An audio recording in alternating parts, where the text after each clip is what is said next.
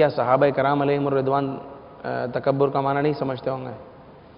کیا صحابہ کرام علیہم الرضوان حسد کا معنی نہیں سمجھتے ہوں گے؟ وہاں تو اس وقت تو علم تصوف کا کوئی وجود ہی نہیں تھا بظاہر، نہ علم تصوف کا کوئی نام تھا، نہ علم تصوف پہ کوئی کتاب تھی، نہ اس طرح مضامین جمع ہوئے تھے. تو کیا وہ بھی صوفی تھے یا انہوں نے بھی تصوف کا راستہ اختیار کیا؟ دیکھیں، دو چیزیں ہیں. نبی پاک علیہ الصلوۃ والسلام کے زمانے میں بہت ساری وہ چیزیں نہیں تھی جو بعد میں ہوئیں، ٹھیک، اور جو بعد میں کی گئی ہیں اس کے کچھ مقاصد تھے. اس کی مثال یہ دیکھیں، سرکار دو عالم صلی اللہ علیہ وآلہ وسلم کے زمانے میں قرآن پاک ایک جگہ پر لکھا ہوا نہیں تھا. سرکار علیہ الصلوۃ والسلام کے زمانے میں قرآن پاک یا تو صحابہ نے یاد کیا ہوا تھا، اور یا پھر یہ تھا کہ کچھ حصہ کسی کاغذ پہ لکھا ہوا، کچھ کسی بکری کے کھال پہ لکھا ہوا، کچھ کسی اونٹ کی ہڈی پہ لکھا ہوا، کچھ کسی کپڑے پہ لکھا ہوا. یہ جس انداز میں ہمارے پاس قرآن پاک ایک جلد کے اندر موجود ہے، یہ سرکار علیہ الصلوۃ والسلام کے زمانے میں نہیں ہوتا تھا.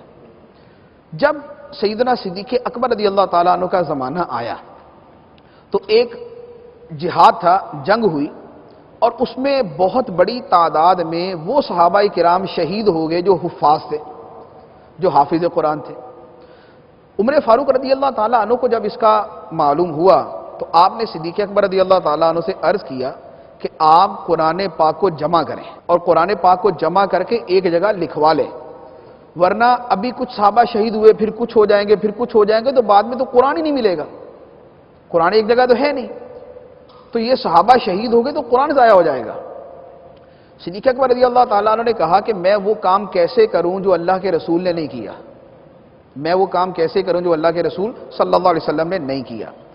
عمر فاروق رضی اللہ تعالیٰ نے عرض کیا کہ اے ابو بکر، اگرچہ نبی پاک علیہ الصلوۃ والسلام نے یہ کام نہیں کیا لیکن کام اچھا ہے. آپ نے نہیں کیا لیکن کام اچھا ہے. یہ اصول دے دیا، یہ اصول بن گیا کہ نبی پاک علیہ الصلوۃ والسلام نے نہیں کیا لیکن کام اچھا ہے. اب اس کے بعد پھر بالآخر یہ ہوا کہ صدیق اکبر رضی اللہ تعالیٰ عنہ راضی ہو گئے اور قرآن پاک کو ایک جگہ لکھ لیا گیا. پھر عثمان غنی رضی اللہ عنہ کے زمانے کے اندر پھر اس کی کاپیز بنا کر مختلف علاقوں میں بھیج دی گئیں. اس حدیث مبارک سے یہ پتہ چلا کہ قرآن پاک ایک جگہ سرکار علیہ الصلوۃ والسلام کے زمانے میں نہیں تھا، لیکن اس کے باوجود بعد میں یہ کام کیا گیا.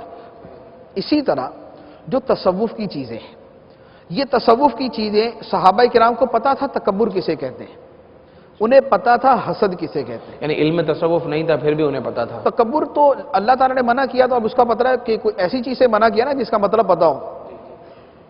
یہ ساری کی ساری چیزیں منتشر تھیں.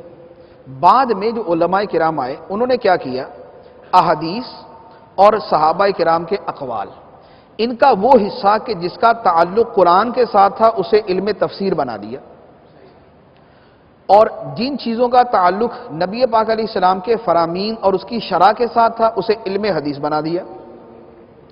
جن چیزوں کا تعلق فقہی مسائل کے ساتھ تھا، نماز، روزہ، حج، زکوٰۃ، نکاح، طلاق، ان کا مجموعہ جو ہے انہوں نے علم الفقہ بنا دیا. اور جن چیزوں کا تعلق بندے کے دل کے ساتھ تھا کہ صبر ہے، شکر ہے، توکل ہے، رضا بالقضاء ہے، تسلیم ہے، تفویض ہے، اور یہ حسد، بغض، تکبر، کینہ، یہ ساری چیزیں، جن چیزوں کا تعلق اس شعبے کے ساتھ تھا اس کا مجموعہ بنا کے علم تصوف بنا دیا. تو گویا نبی پاک علیہ السلام کے زمانے میں نہ تو علم تفسیر اس طرح تھا جیسے آج ہے، نہ علم حدیث اس طرح تھا جیسے آج ہے، نہ علم فقہ اس طرح تھا جیسے آج ہے، نہ علم تصوف اس طرح تھا جیسے آج ہے. تو جیسے دیگر علوم بعد میں ہوئے اور صحیح ہے کہ کام اچھا ہے، کہ کام اچھا ہے، اسی طرح علم تصوف جو ہے یہ اس معنی اور اس انداز کے اندر اس زمانے میں نہیں تھا لیکن کام اچھا تھا. اس لیے بعد والے جو اکابر اولیاء کرام اور صوفیاء کرام گزرے انہوں نے اس کو مرتب کر کے ایک باقاعدہ علم کی شکل دے دی.